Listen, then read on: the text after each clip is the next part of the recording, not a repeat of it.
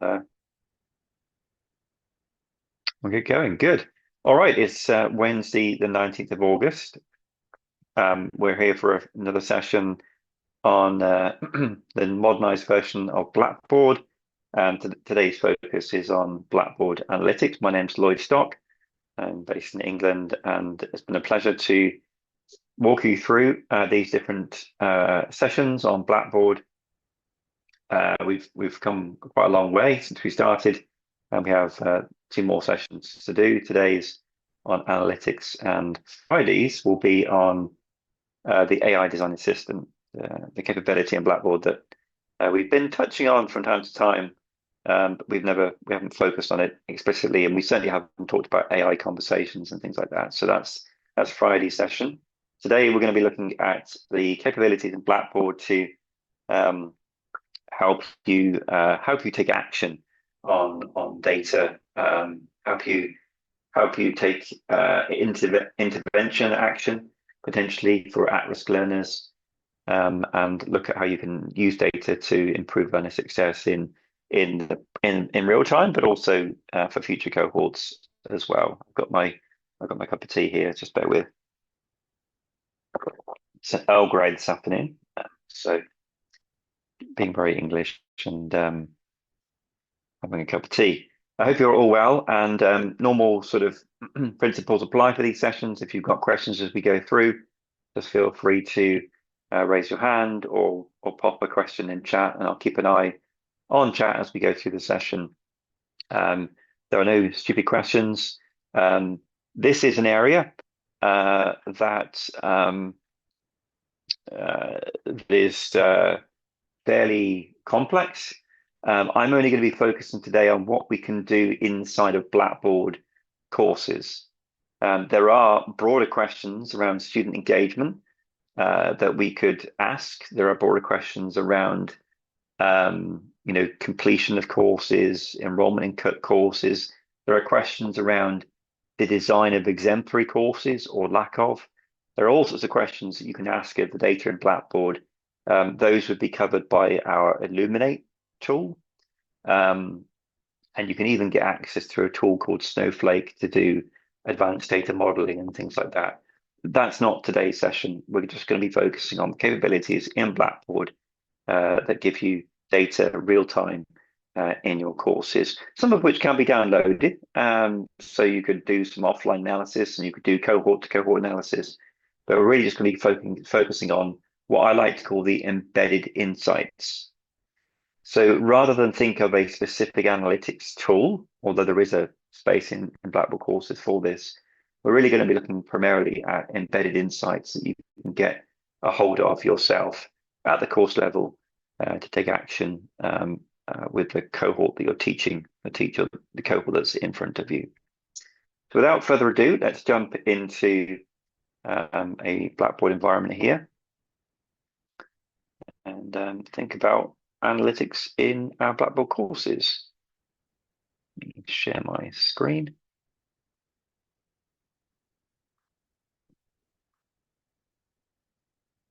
Okay, great.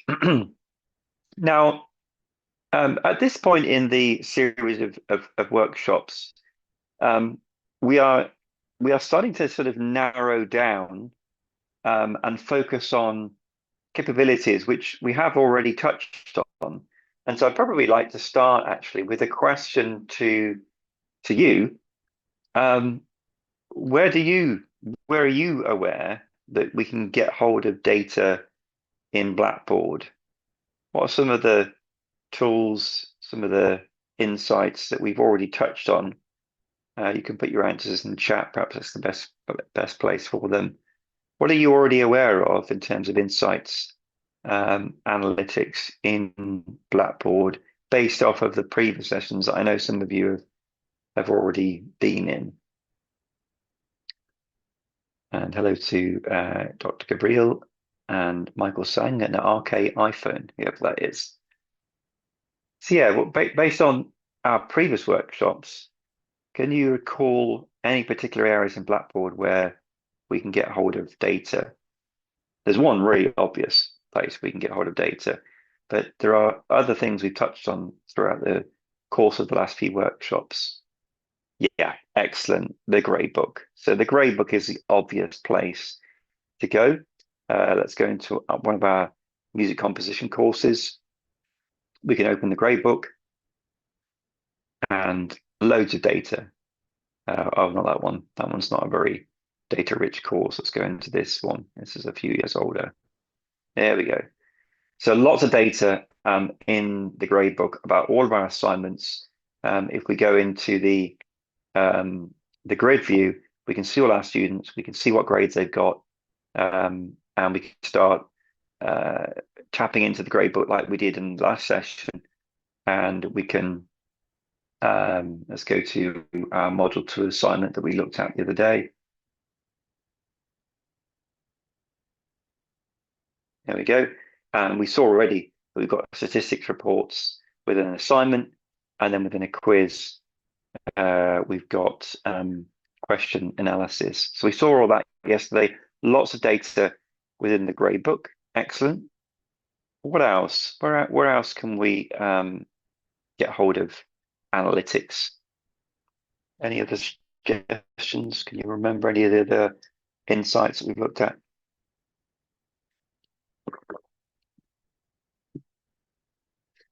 What about activity stream?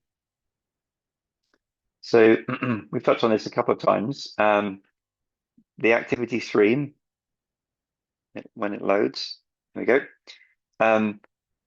The activity stream brings together in 2 different places data that I can take action on. So when it comes to the course's activity section, we can see that there are items to grade. There are 12 students with alerts. And if we tap into that alert report, it brings us through to the analytics tab in our course menu, opens the course activity report, and immediately sorts the data based on students where those alerts are, students for which those alerts have been triggered. Okay. So we can actually, right from, if we zoom out of the course, right from the activity tab, we can already see at this level some analytics, very subtle, but we can see some analytics. And then on the right hand side as well, you could arguably say that this is analytic data as well. Again, it's data that's presented not as an overall snapshot, which you're seeing in courses activity, but it's data that's represented in terms of the passage of time. So today, literally, there has been an alert 7 hours ago for 2 students on my ethics and dignity course. So there are different ways into this data. It's very tempting to say, well, the gradebook is the primary place for data, which it probably is, because all of those alerts on the activity stream page, they're being derived from representations of the gradebook data. So the gradebook is the primary source of truth. But there are other places we can surface views on that truth from within the course. The other obvious place, of course, is the tool itself, the analytics tool itself. And so from the course menu, we can see analytics which highlight at a high level activity within the course, which might need my attention. So those are 3 different places. The other place we'll touch on today is within activities themselves. So if we expand this learning module, the Start Here learning module, we can actually see embedded insights on every item. So what can Blackboard tell me about how students have interacted with this particular item? What can Blackboard tell me about student activity within a discussion board?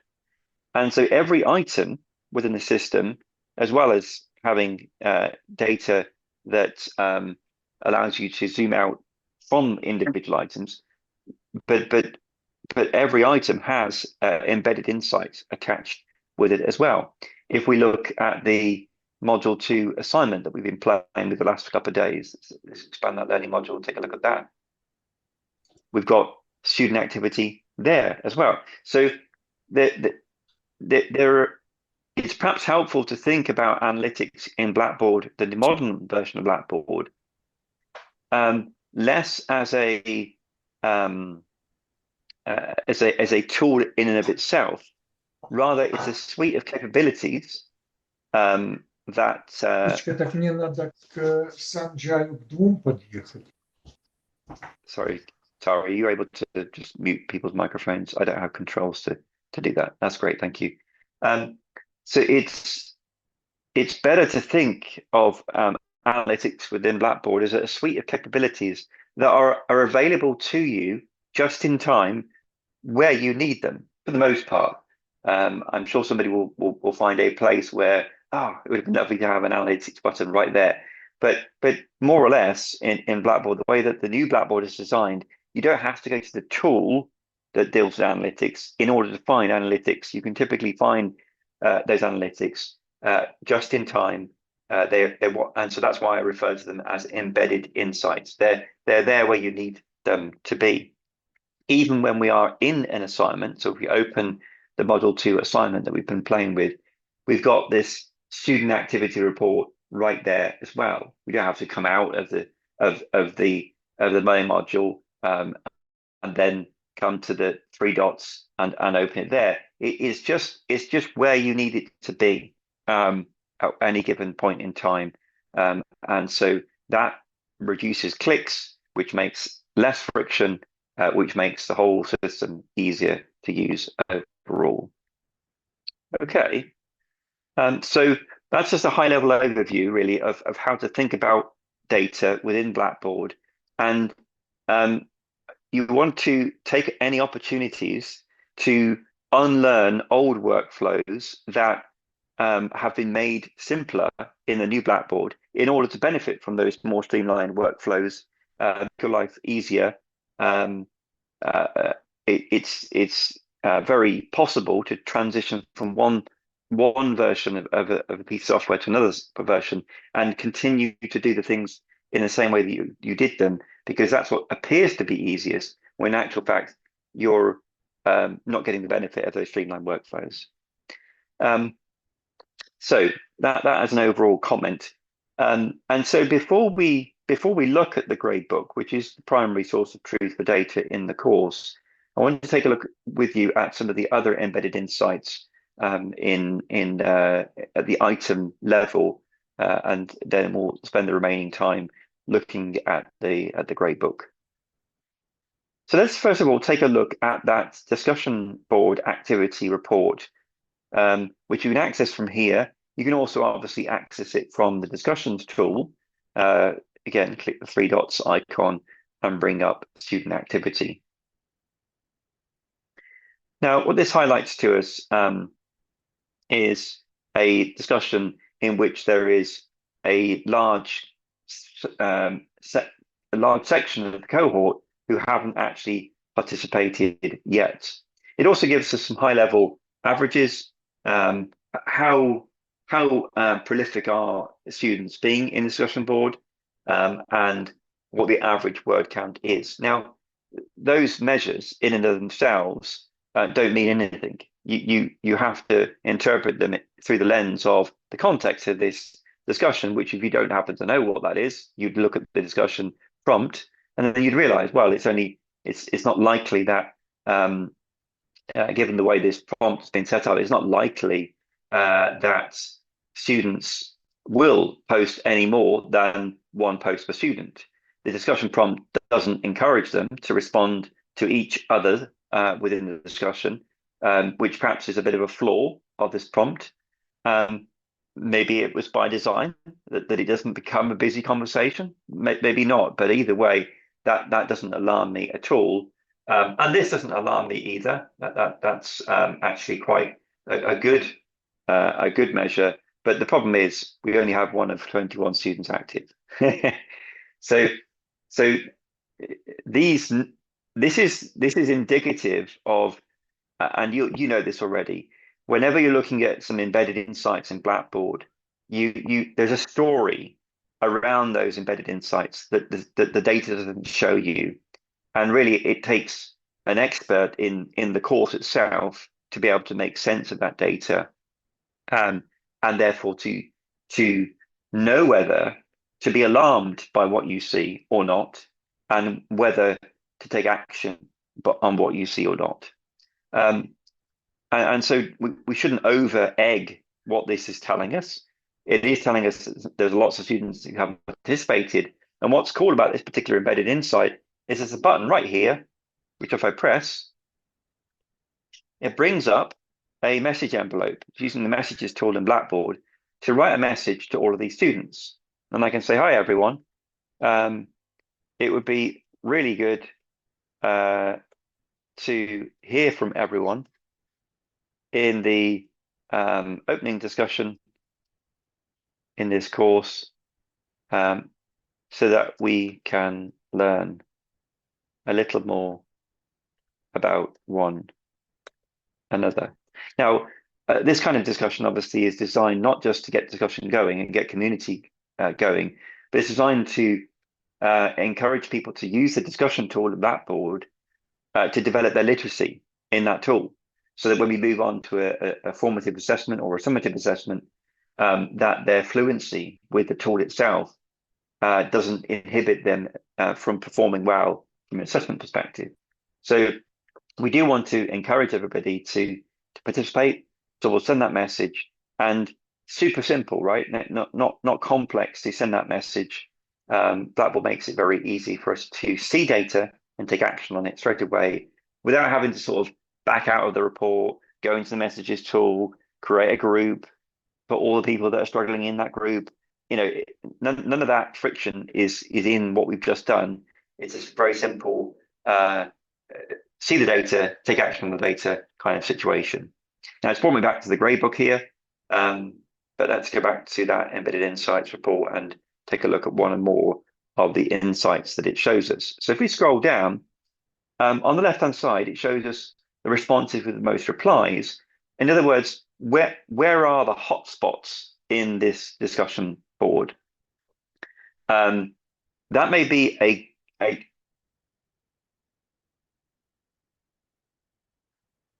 bear with me a second. I'm getting a call, which I'm trying to.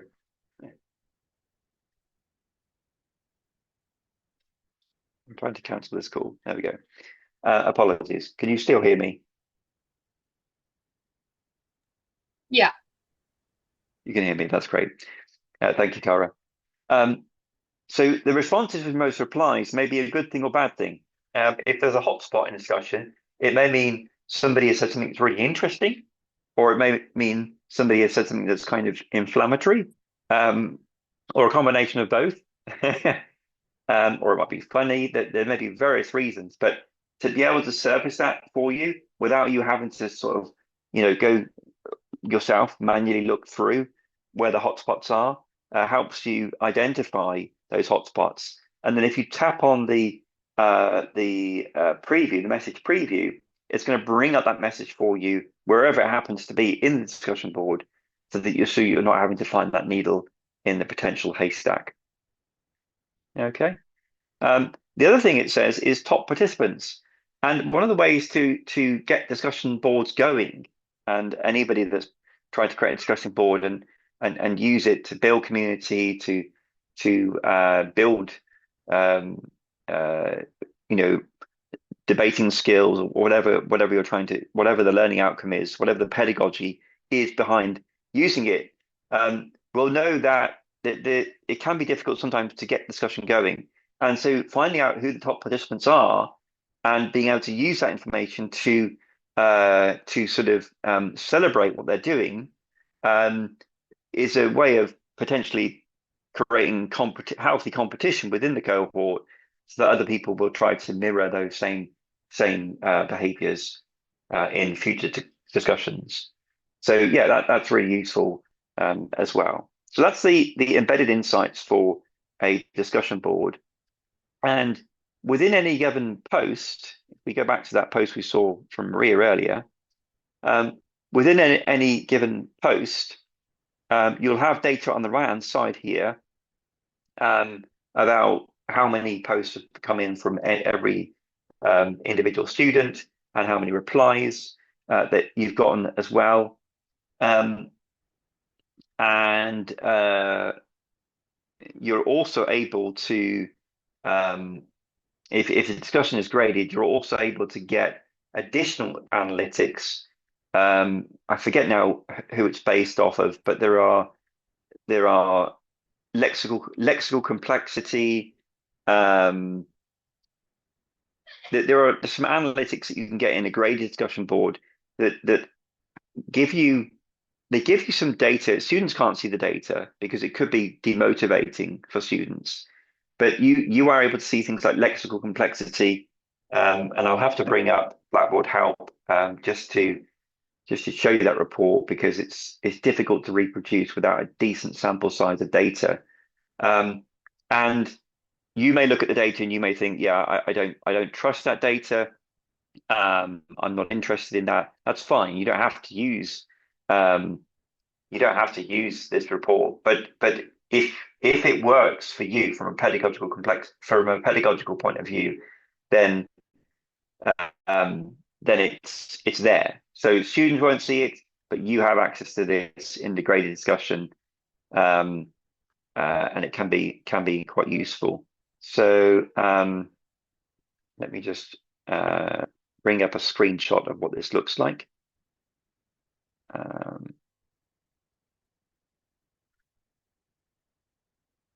That's the overall report. And this is the one I want here. So I'm just going to bring this up here. Can you see the screenshot? Showing the discussion analysis. Yes. Thanks, Alex. That's great. So you'll see on the right-hand side, it's got things like substantive posts. It's got the sentence complexity. It's got the lexical variation here on the right-hand side. Again, students don't see this data, so it's not going to demotivate them. It's not going to make them feel really bad against the class average. You have it. If you don't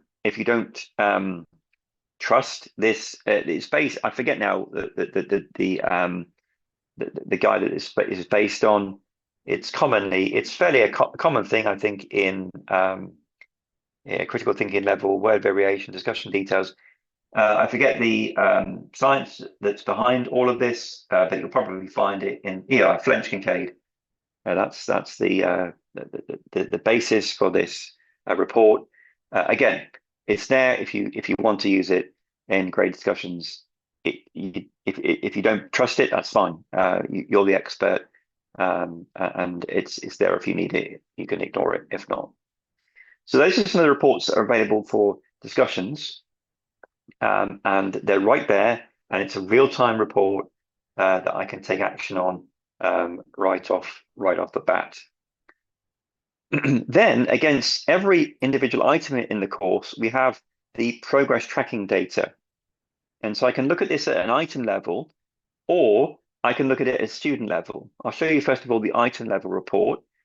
So I can see that Maria has marked this complete. So as my preview user. Some users have started looking at this item, but they haven't finished it, and then others haven't opened it at all. And so what I might want to do at this point is select all, and then just take off the students who have. Let me sort this by progress. Here we go. So let's do that. Select all again, and then just remove the students who have started. And that means I've got all of these students who have not opened the item. And again, I've got this message button on the right-hand side that allows me to send a message to those students to encourage them to engage with the material. Okay. You've got a visual summary as well as the actual data down here. You've got a visual summary at the top. And this is a pattern that you'll see in all of these embedded insights in Blackboard, is that the top of the report will provide summary visualizations. The bottom of the report will provide data. And in many cases, not in this one, but in many cases, you can download that data for your own offline analysis. If you're looking for a particular student, then you can obviously search for that student.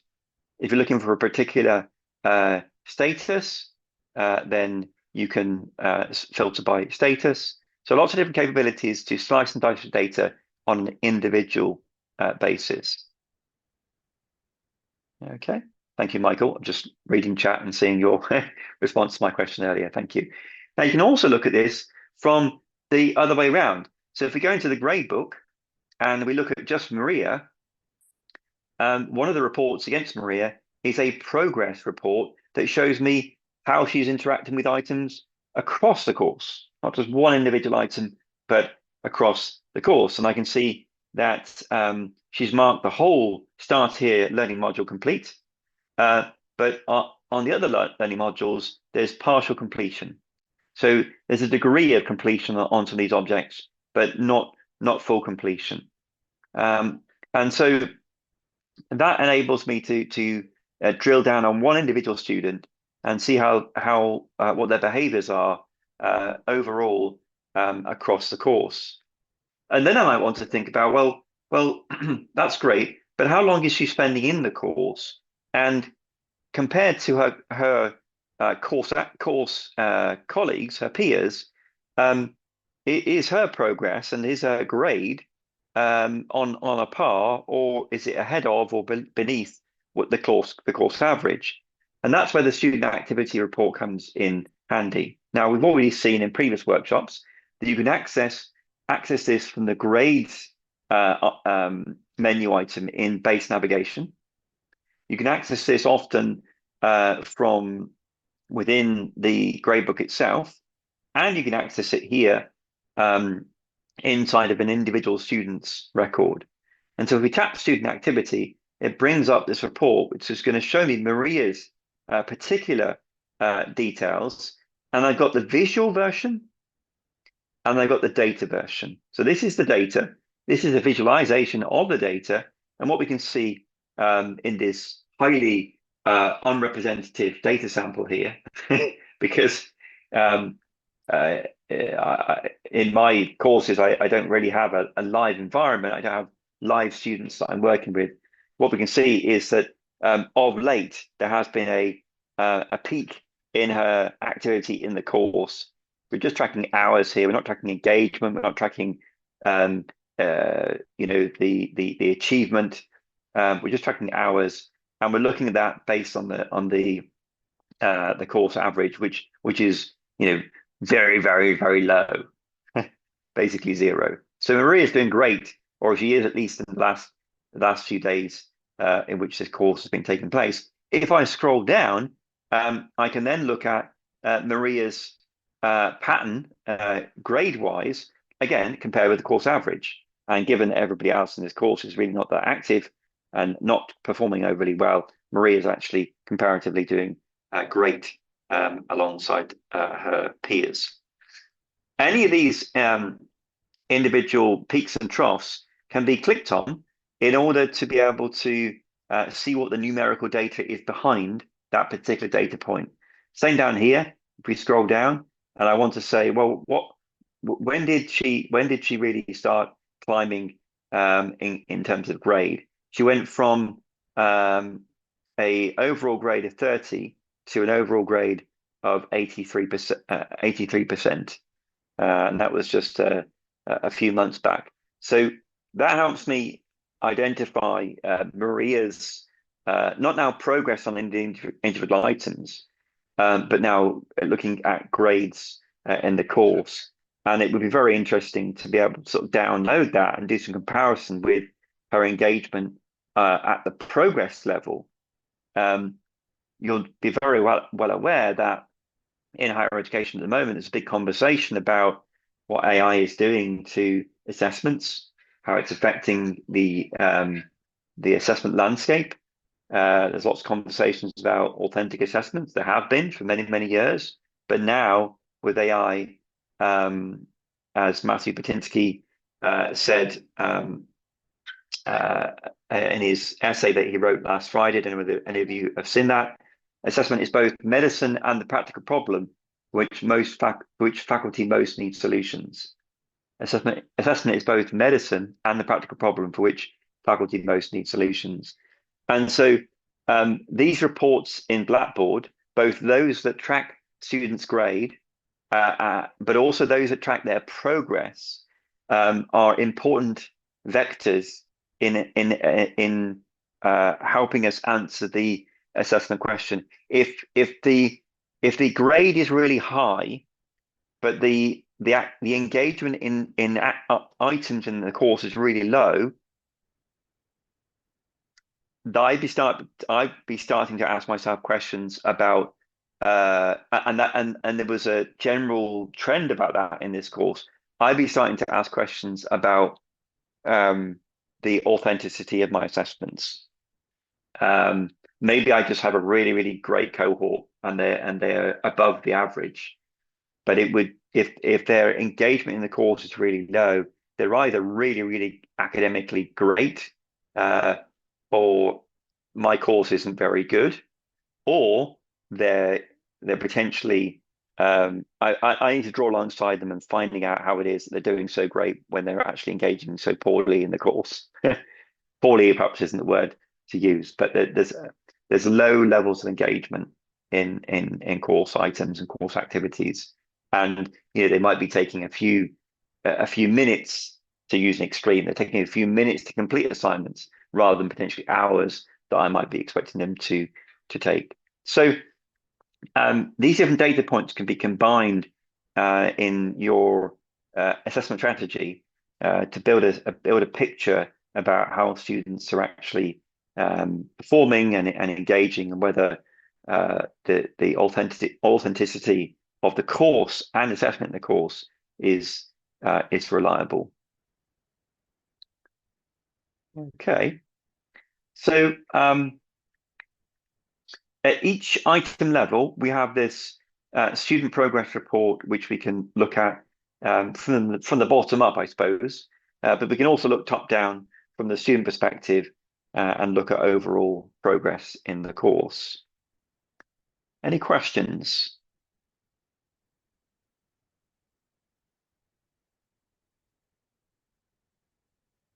So we're seeing that the overall course activity can be seen from multiple different places. We're seeing that every item has embedded insights against it.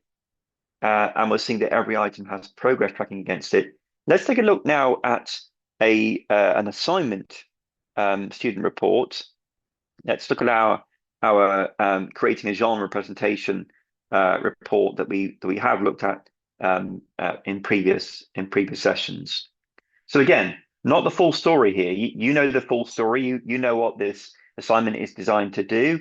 How long I would expect my student to be taking on this assignment.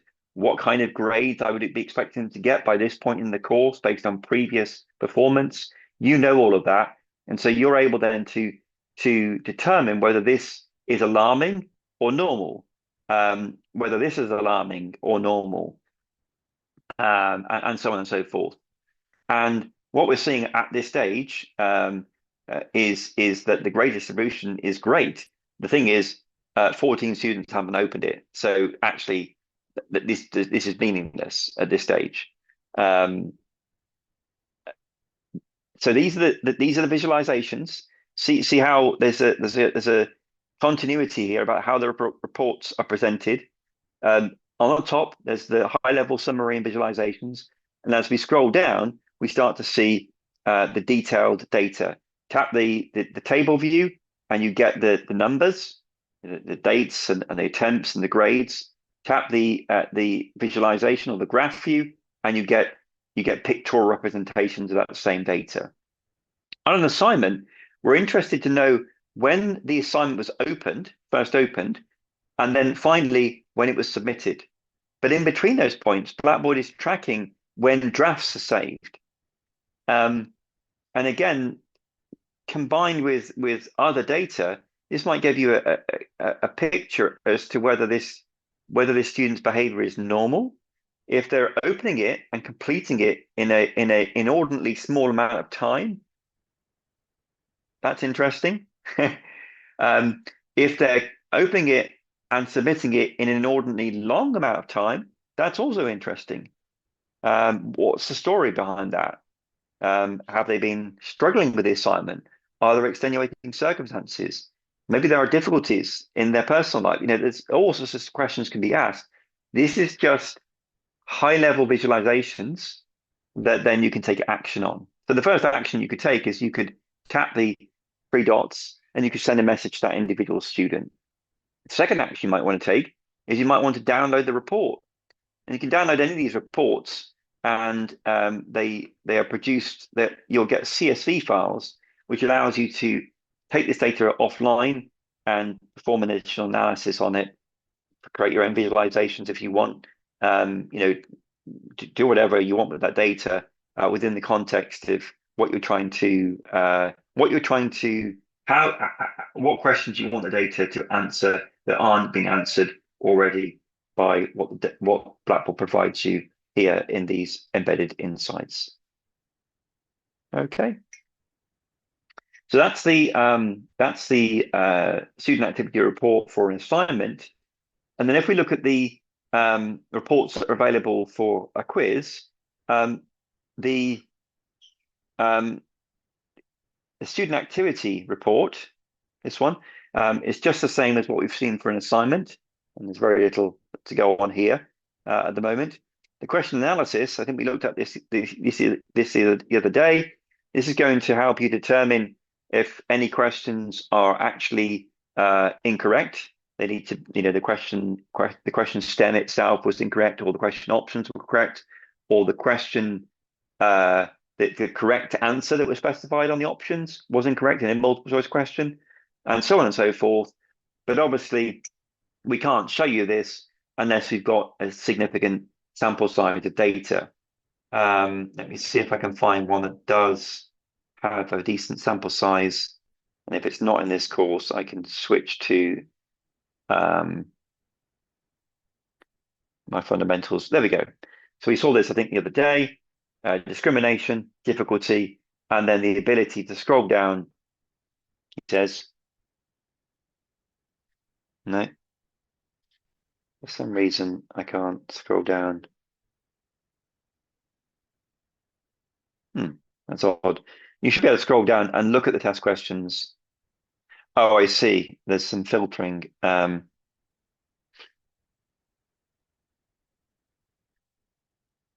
Let's just do a rerun on that report, just to make sure it's showing the latest data.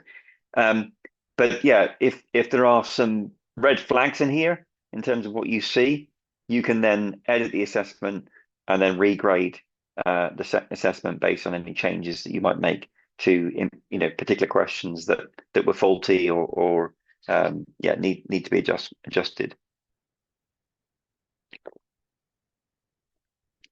This report will run in the background, so you can leave it and come back to it.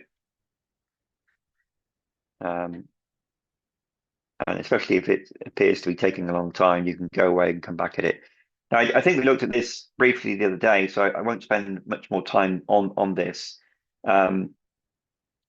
We did notice the other day that there are some edge cases around what you can do here at an individual item level, but this should have continuity and parity with your previous version of Blackboard for the most part.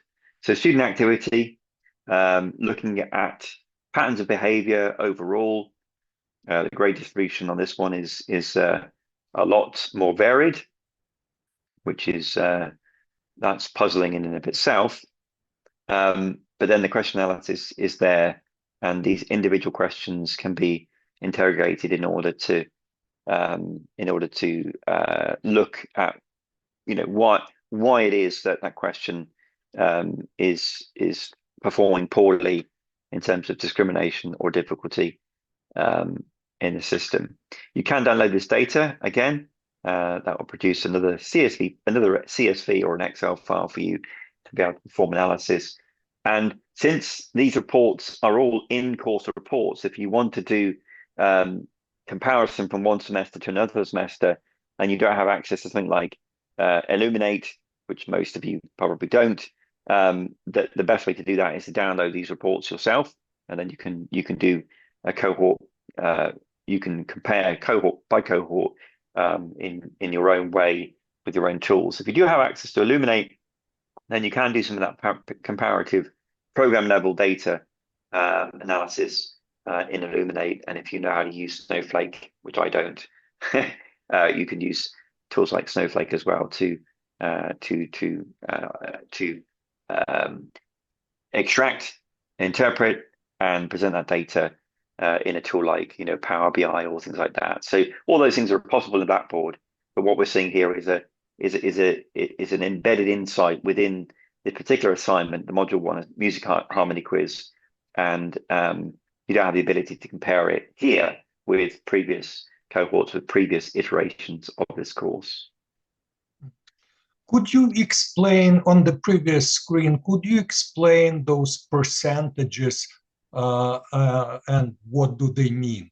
And what easy, medium, and hard, how that data is being pulled out? And also we have a discrimination and difficulty in percentages. What that mean?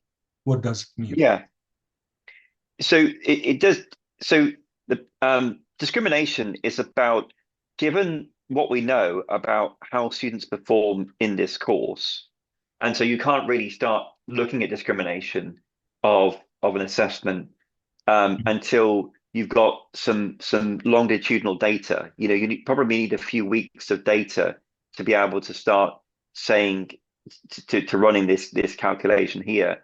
But once you've got a few weeks of data, you can start to say, well, given what we know about students' previous performance, we would say that this assessment is a good discriminator of students or not. So let's say, for example, Maria has been performing really, really well. And then all of a sudden, she takes this quiz and she performs really, really badly. Well, then from a discrimination point of view, we would say that this quiz may not be, and it may be, but and so that you don't trust this data implicitly. But what this is suggesting is that if Maria does really badly and the whole cohort does really badly, we would say that perhaps this assessment isn't a very good discriminator of student ability, because it seems to be at odds with the previous data that we've got for students on this course. So that's what discrimination is looking at. It's looking at previous data and saying, did students that previously perform well on this assessment? And if they didn't, perhaps there's something wrong about this assessment that it's saying that it's not discriminating. It's not an effective assessment.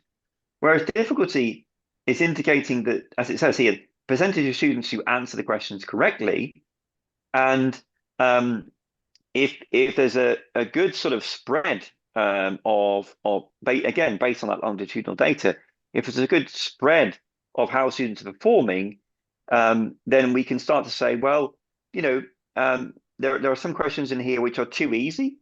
There are some questions that are too hard, and there are a broad number of questions that are sitting in the medium percentile. Now, if you want more, if you want sort of more details on this, I would encourage you to look at Blackboard Help. I can pop a link to this in chat. So it's going to actually so the numbers. If you look at the numbers on this report here, what does 0.3, what does 0.1, what does 0. This is to do with standard deviation. But if you want to know a little bit more about this, let me copy this link into chat for you. Then I would encourage you to read the documentation of Blackboard Help. It's going to help you determine how to interpret this data, and it'll tell you the math behind it as well. I'm pretty sure we talk about the use of standard deviation and things like that in here. So yes, if you're not familiar with this kind of concept of discrimination and difficulty, these are important concepts as academics to be aware of, um, in order to be able to determine whether you've, I mean, whether, for example, one question on this, if you had a question in this test and you'd incorrectly selected the correct answer, then all the students will choose that are performing well on this course. They will choose the correct answer, which is actually marked as incorrect on the test, and this will highlight the fact that that has happened, um, because they've been performing really well up until now, and then all of a sudden they've bombed on this assessment. But it's not because they're actually struggling with the assessment. It's because one of the quick questions in the assessment is improperly written. And so this data will help you see that. And if students say, I'm pretty sure that question was incorrectly written, and you're not too sure. Well, if you look at this data here, it will confirm probably what at least a large body, not one individual student, but what a large body of students, if they report that kind of experience within an assessment, this here will help to confirm that. And if you need to go through some sort of academic protocol or process in order to prove that, you've got this data that can help you in taking that process forward. Thank you. Thank you. No, it's a great question, Alex, and hopefully that's useful. No worries, Dr. Gabriel. Thank you for being here today.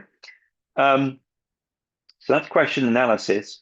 So all of these insights are available at the item level, but ultimately, we ultimately come back to the gradebook as being our single source of truth for a lot of these different questions that we're trying to answer with these different types of reports. Now, there is a tool in your course called Analytics, and this services a wide range of reports. I'm not going to talk today about the course reports, mainly because for many of you, you won't be actually using goals yet in Blackboard. If you are, then this is an interesting area for you. And the whole question of mastery, which again, I'm not going to be going into in this workshop, is also something that Blackboard is starting to look at more aggressively. But here's that course activity report again, which measures hours and overall grade. And so you can see our outlier here. We tap on this little dot. This is Maria. She's spending an awful long time in the course, and she's actually doing pretty well, but she's not doing as well as this person over here, who has an overall grade of 91%, but has only spent 1 hour in the course, just over 1 hour in the course.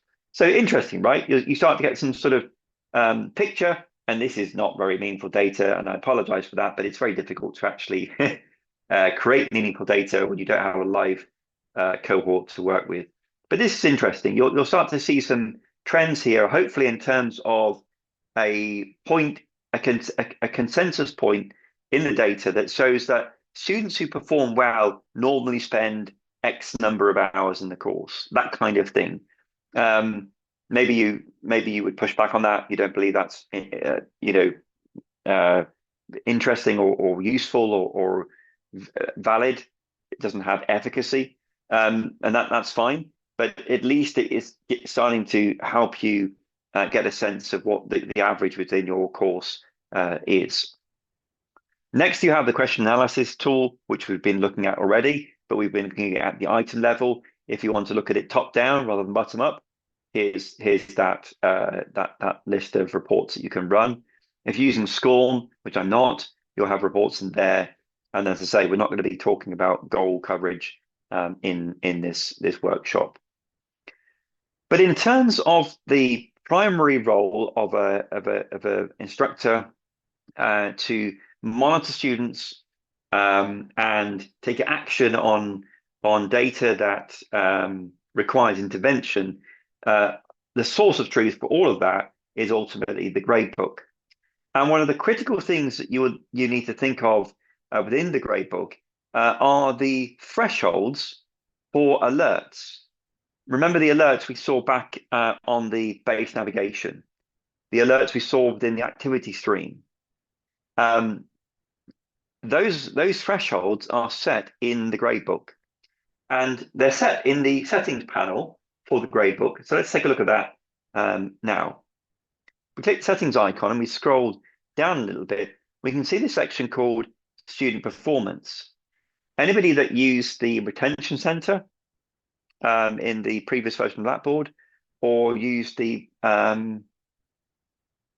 I think it's called the performance dashboard. I can't quite remember. It's a long time since I used the old version of Blackboard. But there were two tools in the previous version of Blackboard.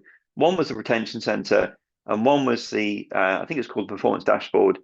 Um, the equivalent capabilities from a pedagogical design perspective, they are brought to life in the existing reports we have looked at, but the thresholds are set here inside of the gradebook settings. And so the first one is what's the grade that we want to set as a threshold below which we would receive alerts for students that are below that threshold. Also, what's the threshold below which we want to track so far as due dates are concerned? And what's the threshold in terms of days of accessing? So if a student doesn't access the course of 7 days, all right, let's hear about that. Let's know about that on the activity stream. Let's know about that within the student activity report. And you can actually access that report right here. So you can bring up that report, and this is going to help you see those students that got alerts, because any student that's got alerts will be classified with a purple circle. So Maria, she isn't being triggering any of those thresholds. She is both active and doing well with her grade. Whereas all these students along the bottom here, they are below the grade average, or they are below the threshold in terms of access. So here's student 12 Westminster, and they have not been in the course for over 1,000 days. So clearly a problem.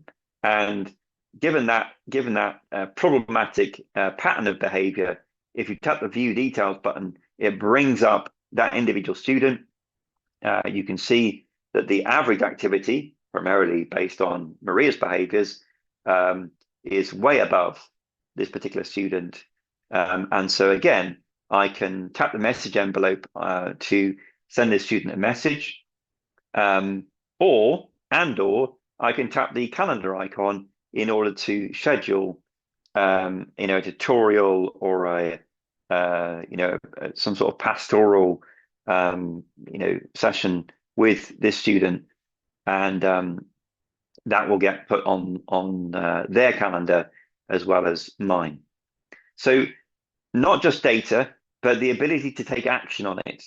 And maybe your protocols require you to take different types of action than the ones that are suggested here. But at least within Blackboard, we have some ability to take action on the students who are performing below these thresholds. So this is really critical information, and you have the ability to allow students to see this information as well. If you believe that for any reason that they ought not to see that, maybe it would demotivate them or whatever, then you can withdraw that information from students seeing it on activity stream. And the default can be set up in your course template, so that if you want these set at an institutional kind of level, then the course template will store those defaults in order for you to be able to create a sense of continuity across all the courses in the system. Okay, so I think that brings us to Just look at my notes here. Yeah, we looked at the student report already. So remember, you can tap into any given student, and you can see the detailed level data for the student.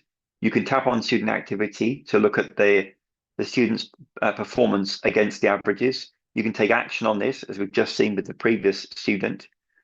You can also see an activity log. This might be useful for proctoring type activities, invigilation type of activities. It might be useful for not proctoring, invigilation is what I meant. You can also now see data on announcements as well. So you've got a lot of data to be able to, if you triangulate this data with what you know is happening in your own face-to-face interactions with the students, or not, if not face-to-face, online facilitations that you're having with the students.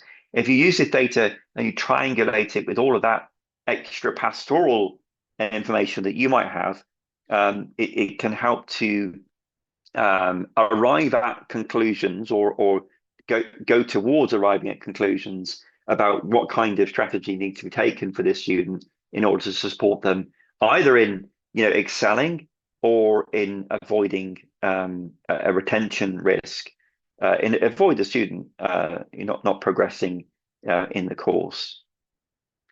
So lots of data here that you can use to take action on from a pastoral perspective as well as from a academic perspective.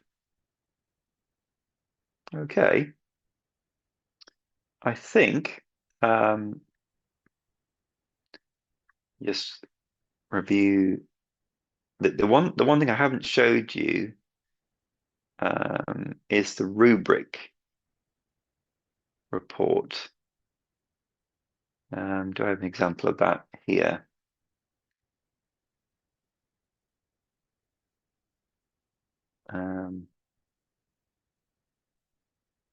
Go through to the grey book. No, sorry, let me go through the grey book. There's a new report in the grey book for assessments with rubrics, assignments basically. I just want to show that to you. Yeah, download. So you got the results. We looked at that this the other day in terms of assessment data, but you also have now a rubric report. And I think I asked for one of these earlier. You can pull this down either in Excel or PDF format.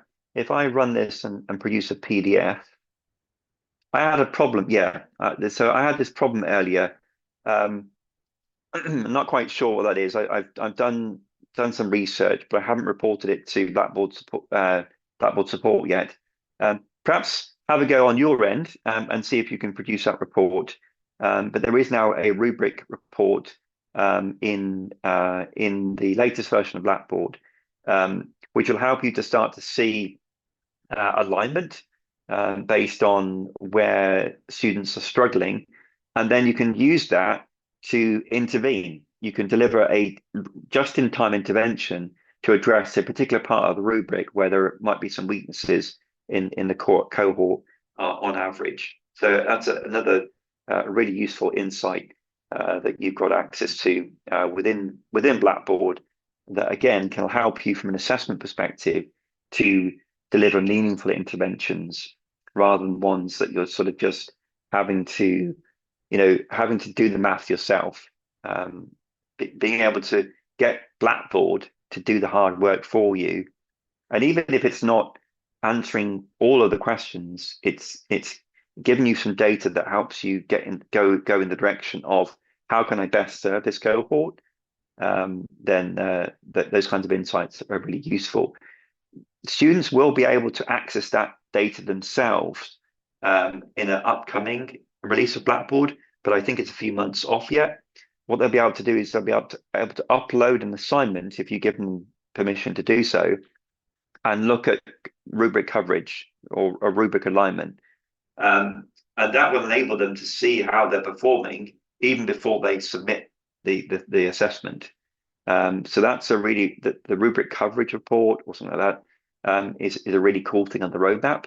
But you have to wait a few months for it. I think it might be here by Christmas, but it's not going to be released in the short term. It's more of a medium term enhancement, but that'll be really cool for students to be able to see that themselves. Okay. Any questions before we wrap up? Hope this has been useful, and hope you can make best use of all of these insights in improving your courses, enhancing your courses, but also delivering just meaningful, just-in-time interventions to help the student group in front of you, which is really what teaching is all about, isn't it? Teaching the group of people in front of us, and if we've got these insights, then it helps us to do that in a meaningful way, helps us to differentiate the teaching we're providing to students. So it's all very, very useful indeed, and I hope you can see that. Any final questions? I'm almost through my cup of tea, and it is now tea time here, so I'm quite hungry. Thank you, Joseph. That's great. You found this useful. All right. Well, in the absence of any questions, I'll let you go too. Enjoy the rest of